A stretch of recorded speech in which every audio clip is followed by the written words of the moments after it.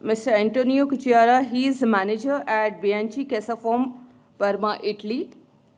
He has completed his civil engineering from University of Salford at Manchester, United Kingdom. After completing his graduation, he has worked as a production manager, Udine Products at Bulwao, Zimbabwe for 3 years. He also has wide-ranging experience of 13 years of working as production manager of a large precast plant of Concast Precast at Dublin, Ireland. Since last 7 years, he has been working as a manager at Bianchi Casseforme at Parma, Italy.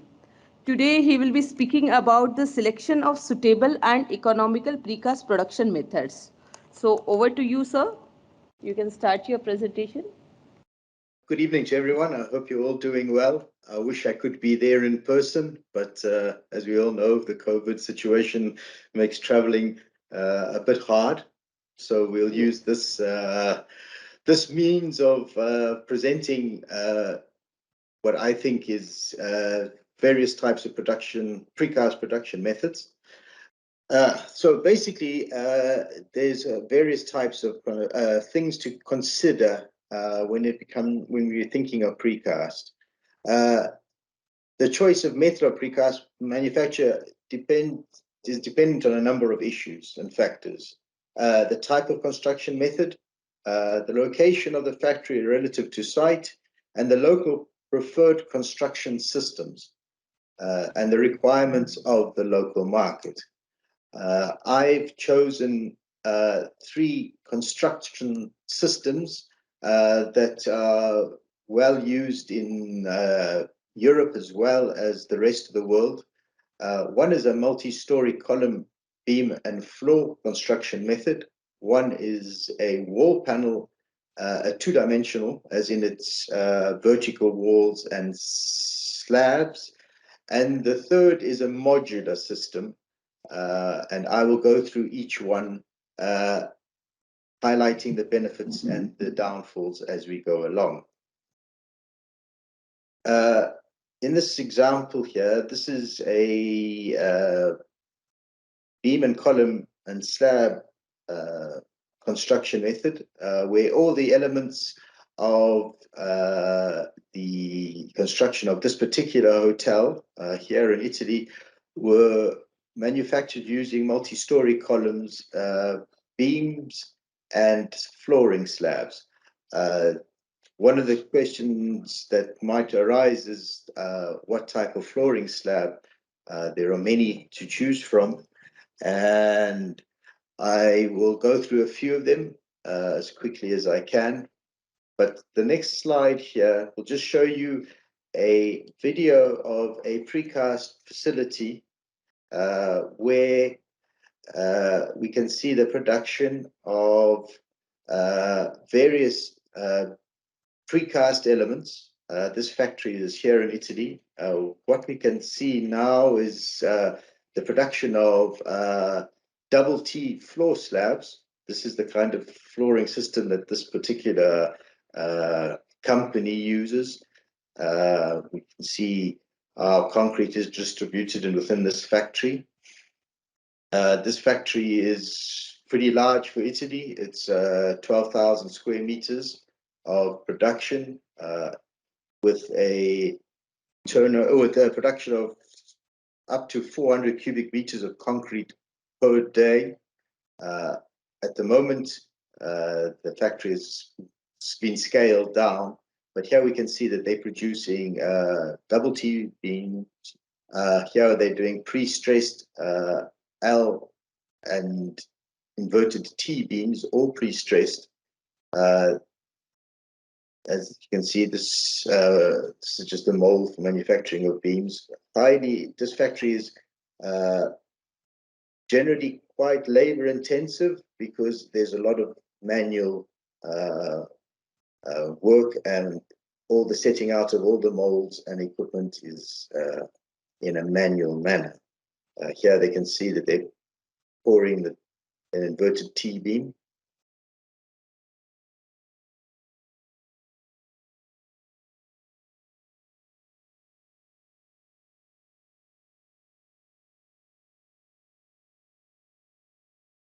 as the element here is a multi-story column.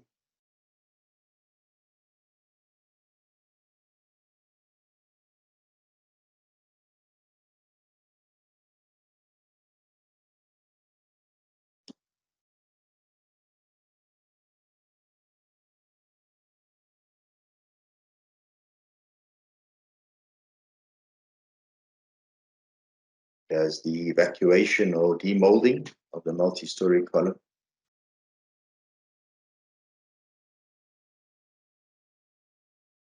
This particular factory was completed in 2008. It was a greenfield site, so they made the factory to suit the requirements of their own personal requirements.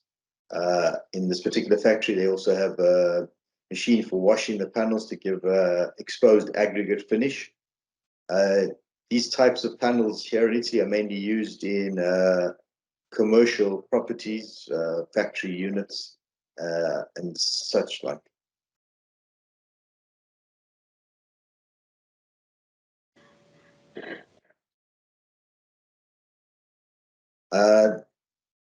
The next video is just some examples of the commercial buildings that this particular company produce here in Italy, where Italy has a high seismic, we're in a high seismic zone, and the use of precast concrete over structural steel in commercial buildings is in the order of 95% total precast to 5% steel. The main reason for the total precast solution is the costs of steel in relation to precast here in Italy is it's half as expensive. And considering the cost of steel at the moment, the increase in the use of precast is quite astonishing at the moment. The next is, these are some of the type of molds and systems required to produce the various types of precast products. On your left-hand side, you'll see a mold that can produce a whole range of types of pre-stressed beams, either inverted T, L, R beams. We can also use the same mold system to produce not just pre-stressed beams, but simply reinforced beams depending on their length and also the quantity needed to be produced. If there's a very small volume and it doesn't make economic sense to pre-stress them, the same mold system can be used to just use traditional reinforcing. On your right-hand side is a mold that can produce double T flooring beams. This is one of many flooring solutions. In Italy, the double T is preferred in commercial applications, but hollow core, pre-stressed solid reinforced slabs can also be used to do much the same thing. The advantage of a double T and hollow core is you can span well over 16 meters if the necessity requires. A solid slab, you can only cover up to maybe 5 meters. A pre-stressed solid slab, maybe 6.5, 7, depending on what kinds of loadings you have. To produce the wall panels, there is a wide variety of choices. The most economic being tilting tables or fixed tables. Generally, a tilting table is preferred because a wall panel transported vertically makes handling on site a lot easier. it arrives in the right orientation. But if economics plays a hand, wall panels can be produced on the horizontal using a fixed bed, like you can see on the right-hand side. But generally, fixed beds are used to produce flooring slabs in general, because to transport flooring slabs flat is always a recommended method of transport. On your right-hand side, these are tables for producing pre-stressed solid floor slabs, something that in Italy is a lot of people are going away from because of its excessive weight. But it's not to say that it hasn't been used in other countries. Another important part of the beam and column production system is also the production of column plinths. So basically, you can produce a column pad in a factory and transport it to site. These all add to time savings on site, which is one of the biggest benefits of precast compared to in situ examples. On the right-hand side, you'll see a multi-story column mold. This particular mold, for example, can produce columns up to 16 meters in length, with corbels on each side. That means that in theory, one column can give you 3 levels of flooring in one erection sequence. This is another advantage of precast, that once you put a floor down and the next floor can go up, you don't need to really wait to pour screeds and that kind of thing. The structure itself can carry on going upwards relatively quickly. The pouring of connective and screeds to create a monolithic structure can also happen in a second phase, where you don't need to wait a considerable amount of time. The next, this kind of construction, is pre-stressed beam systems. In these two pictures, there's two versions. One is a fixed pre-stressing system with abutments fixed into the ground on the left-hand side of the yellow part of the picture. These are designed to absorb the pre-stressing loads and transfer the loading to the ground. The one on the right-hand side is a self-reacting structure for the production of pre-stressed elements. The design of the right-hand version, the loads are being transferred into the I-beam profiles either side of the element. Each system has its benefits and its problems. The one on the right-hand side is generally it takes up a lot of space, and within a production facility, clients might have an issue with the amount of space it takes up within the facility. The one on the left-hand side has the problem that you need large foundations. In this example, in this particular factory, the maximum pre-stressing load was 1,200 tons.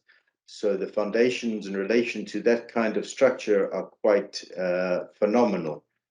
But then you have the flexibility of being able to produce and have access to the molds and the product relatively easily, without climbing over obstacles which you would have in the right-hand version. Another part of this kind of production, or precast production, is the production of wall panels. And in more static production facilities, there are basically two choices. Either on the left-hand side, a vertical battery mold. The advantages of such a system is that you can produce a large volume of wall panels in a very concentrated area. The example shown there is a battery mold that can produce 16 wall panels, 6 meters by just over 3 meters high, in one shift. The problem is that it's a concentrated work area as well, and that has its implications, but it also gives you the advantage that a battery mold will give you a finished wall panel with a mold finish on both sides. It's a very good use of a precast system where large volumes of panels that are finished on both sides and are repetitive.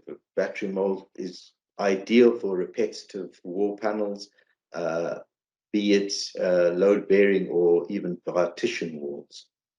On your right hand side, you'll see a tilting table in the production phase. Wall panel tilting tables are very good to produce a full range of wall panels, from facades, load-bearing solid panels to insulated panels. You can also use tilting panels for good effect with rubber mats to give you textured finishes.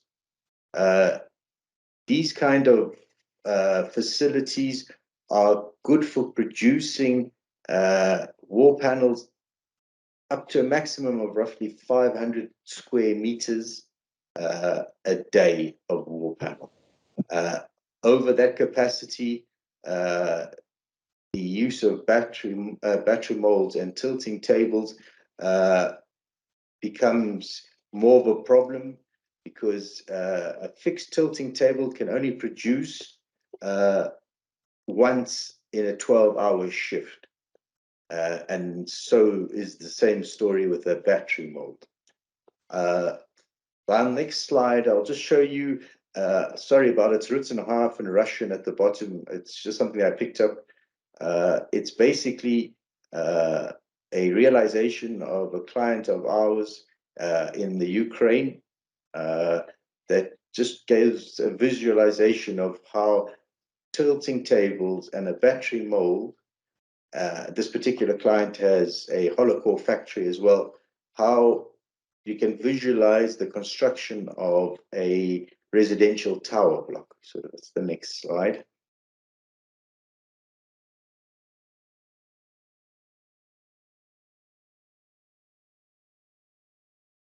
So here you can see is the battery mold. This particular battery mold was, as you can see, 3.5 meters by 12 meters.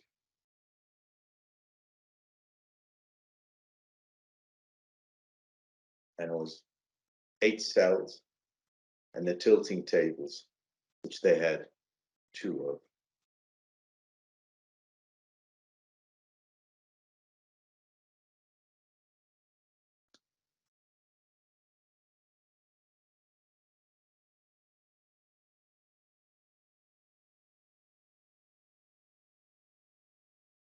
And then in this particular table, the table we're able to produce panels either from 7 centimeters up to 40 centimeters.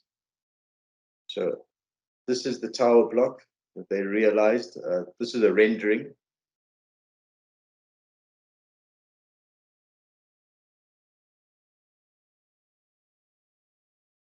So basically the construction method is, once the foundations were laid, the construction of the internal walls and all the external walls was done using the battery molds and the tilting table.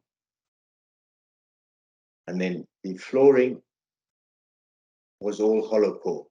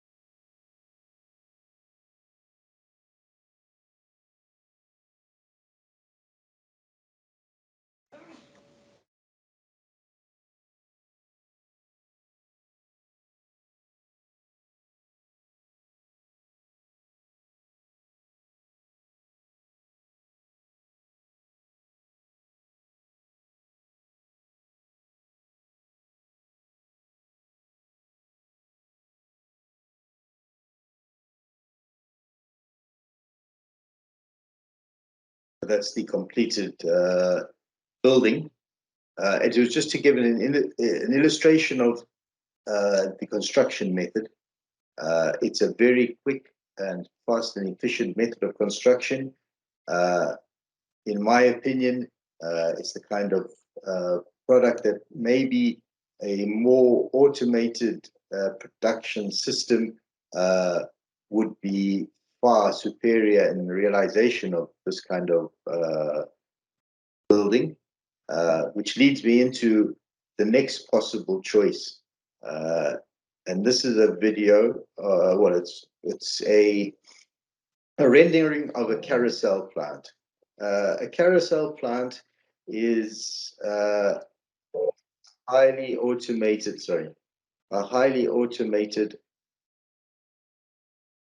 system for the production of wall panels, either insulated or twin wall. In this kind of application, the production of wall panels is fully automated in that a central computer runs the full carousel plant. In this, what we see now is the workings of a wall panel that had just finished the cycle. It's going into the tilting station. This means that it's ready to be placed in storage. The pallet now moves to a station that removes all the magnetic shuttering, goes through a cleaning machine.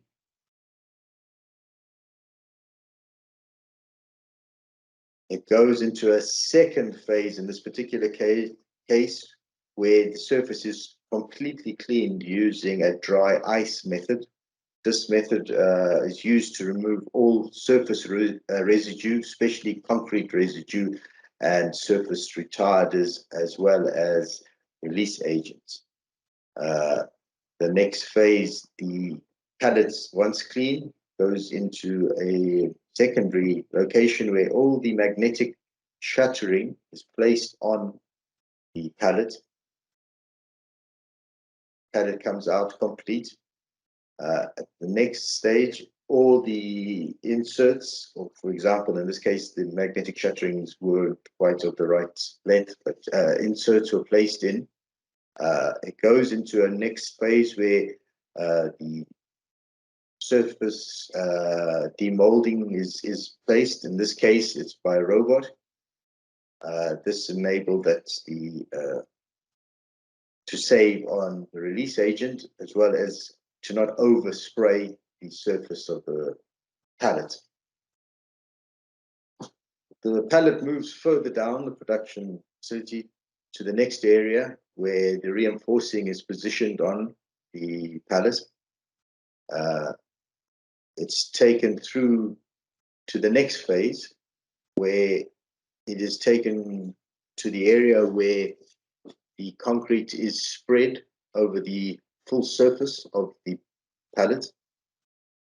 In this case, this is the production of a twin wall. A twin wall is a wall panel that actually has a cavity between the two layers of concrete. It gives you a panel at the end with both sides of the panel with a steel mold finish. In this particular case, the Carousel can produce insulated wall panels. The insulation would be cut and placed on the pallet. It would go into a curing chamber for the first phase of production. Once it's cured, this pallet would then come back into the production cycle, where the second layer of the same wall panel will be produced.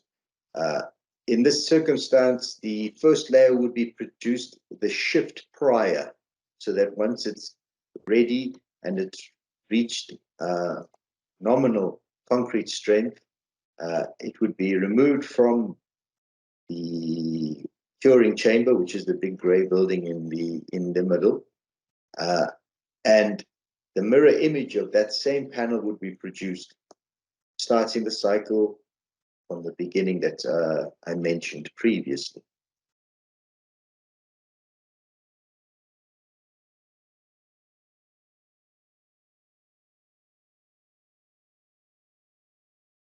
As you can see, the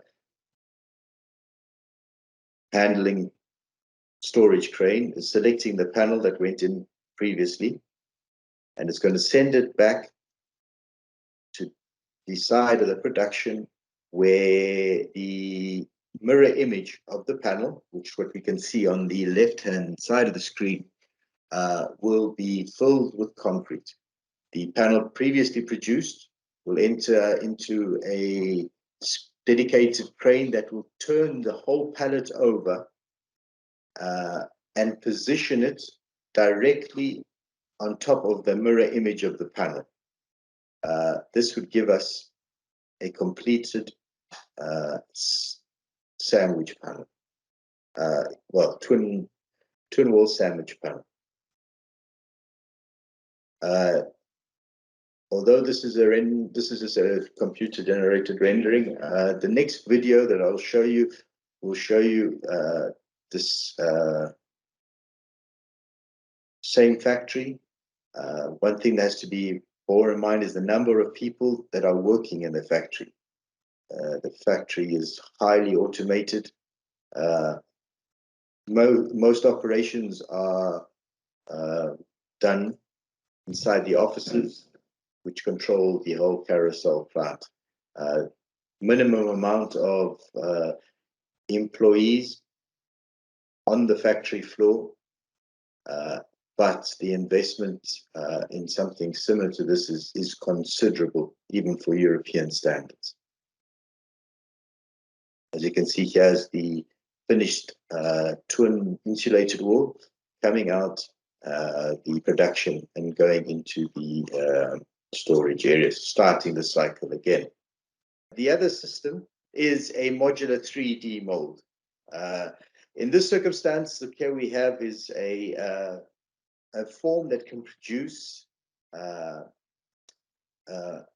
modular three-dimensional elements within a factory environment.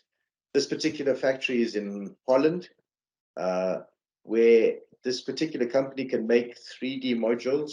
These 3D modules can range in width from either 3.5 meters to a maximum 6 meters in width, and the length of each module can be up to 10 meters in length. This particular factory, once they produce each module, as you can see in the video, they incorporate all the electrical, heating, plumbing into the module before it's cast. This allows them to have nearly a complete 3D module, as this gives them the benefit of reducing time and cost. The 3D module is then taken to this is just how the mold works.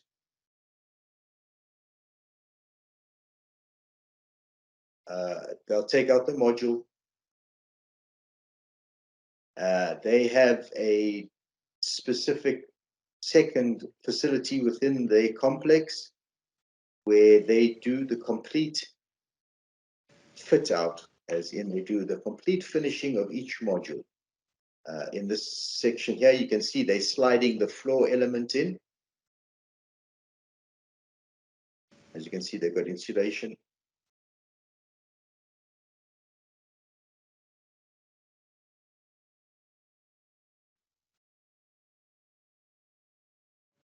Once the module's taken into the second factory, they do the complete finishing, as mentioned. They place the windows, the doors, the insulation, and all the, they can even do an external finish depending on the requirements of the client. In this particular case, we'll see that they are putting on a brick finish. This was so that they could mimic the existing buildings in the suburb that they were going to place these particular modular houses. The benefit of this system is everyone is working within a working environment. They're not working in the elements, rain, snow, heat. They can control the quality. They also have a greatly reduced installation time on site. We'll see towards the end of the video, they can install a complete house in the space of 2 days. Basically, they can pass the keys on to the client after a week because everything is completely done inside the factory. As you can see, these are the finishes inside, the kitchen, the bathrooms. There's the unit coming out.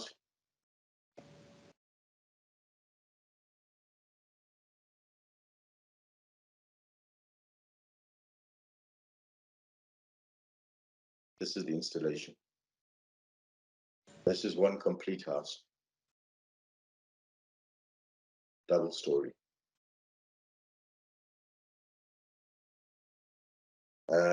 The next slide is just an example of these modules used. The first I showed you was in Holland. The picture of the finished units, that's in Russia. The benefits in Russia is because of the cold weather, it makes it far quicker and they can work during the winters where generally they wouldn't be able to. I just say that's the end of my presentation. Thank you. I'm sorry if I bored you. It's something that's interesting to me, but maybe to most people it's not. But I thank you for your time. If you have any questions, let me know. Thank you for interesting and extensive presentation. I would request if there are any questions from the audience. Hello, I want to ask, are there any drawbacks of battery molds? And if yes, what are they? Can you please elaborate a bit upon them? The limitations of a battery mold are the first things that need to be addressed is that one thing you cannot do with a battery mold is insulated panels. I'm not too sure if in India you use many insulated panels. The benefits of a battery panel are that it is a very efficient way of producing a large number of panels in a very concentrated space. What needs to be to make it very efficient, you need to be well organized. Especially when it comes to the reinforcing, the quicker you strip the mold and set it up again, the quicker you can restart the cycle. The main disadvantage of a battery mold is that, for example, in the one that I showed you, which was a 16 cell, 8 on one side and 8 on the other side of a central core, you cannot pour any one of the 8 panels on left or right unless they're all complete.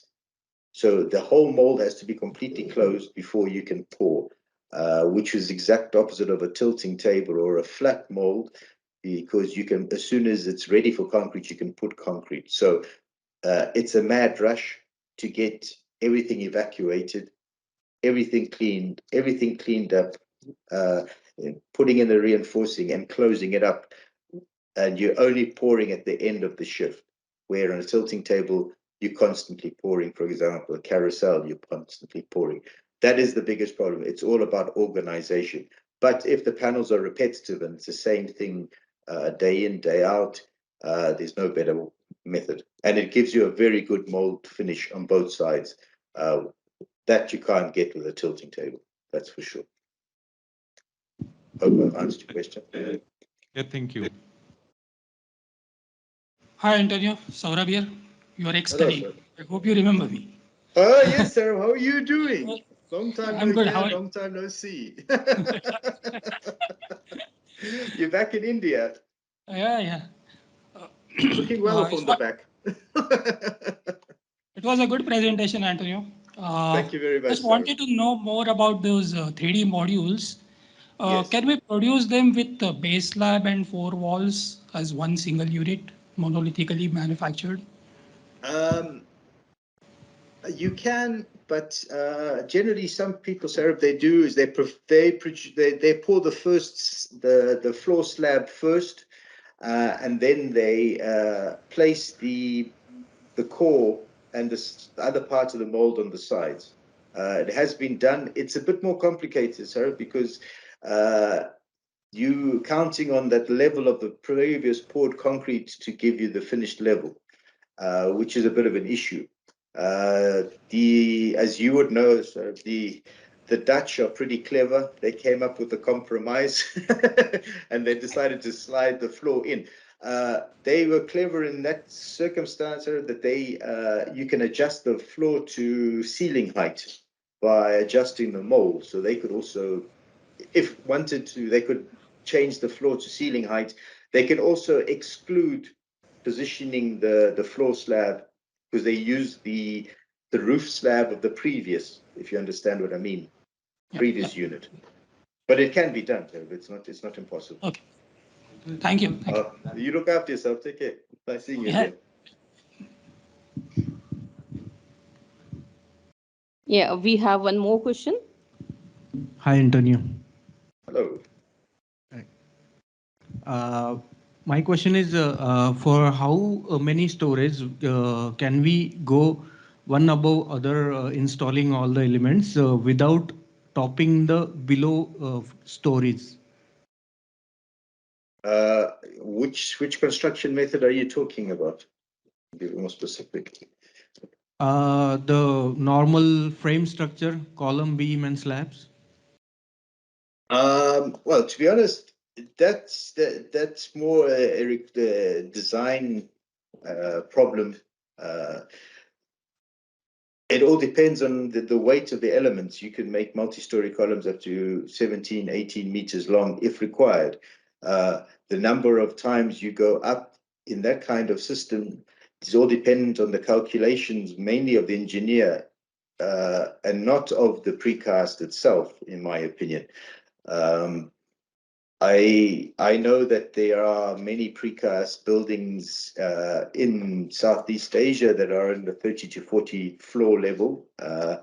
Even in Indonesia, which is a highly seismic area, the connection system is different. What they try and do is they try and leave reinforcing bars to connect between floors. But that's a design connection issue. It's not a manufacturing problem. That's more an engineering problem in my eyes. It is quicker, it's more efficient. The design codes of each country might also affect how high you can go.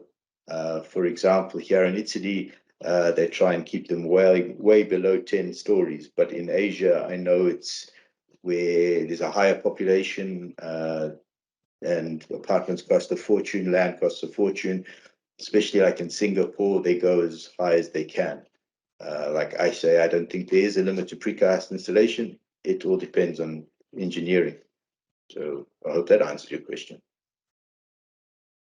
Yes, you did. Yeah. Basically depends on the codes and what design governs. Yes. Exactly. And one more thing you mentioned, there is a saving, marginal saving of 50% in steel once we do. Yeah, that's in Italy for commercial, especially now. But then Italy is in a strange circumstance that when it comes to commercial, which is factory units, 95% are in precast. It's just a tradition. There's types of roofing systems here in Italy that are unique, whereby they optimize concrete to even span 30 plus meters on a roofing system, where it's unheard of in other countries. I've tried to promote Italian systems around the world. and unfortunately, it just stays here. But the benefits are total precast factory units and commercial buildings. I mean, we're talking about supermarkets, shopping centers. They're all done in precast in Italy because it's the cheapest solution, especially pre-stressed concrete. There's no competition in terms of use of structural steel because it's just a tradition, but it's well used here. Okay. Thanks a lot. That's a pleasure. Thank you, Antonio. It's been a pleasure. Thank you. Our another sponsor, SIKA, here with us. So I would request the team SIKA to come on the dais and request them to present their products and services. This side Sachin Musale from SIKA India. I look after the specification part for South Zone and West Zone. So I'll be just presenting on company profile for SIKA. So we are SIKA. So as you know, everybody is knowing about SIKA construction. We are into a specialty chemicals, company with a leading position in development and production of systems. So SIKA at a glance, globally we have got 25,000 employees. We have got a presence in more than 100 countries. We have got plants, more than 300 plants across the globe. Last year we have started new plants and expansion for the 6 plants. We have got patented for 83 products in 2020. We also acquired company last year. One company we have acquired, and recently we have also acquired a big company, that is MBCC, in 2021. Last year turnover is around 7.88 billion CHF. It's closely around 60,000 crores in Indian rupees.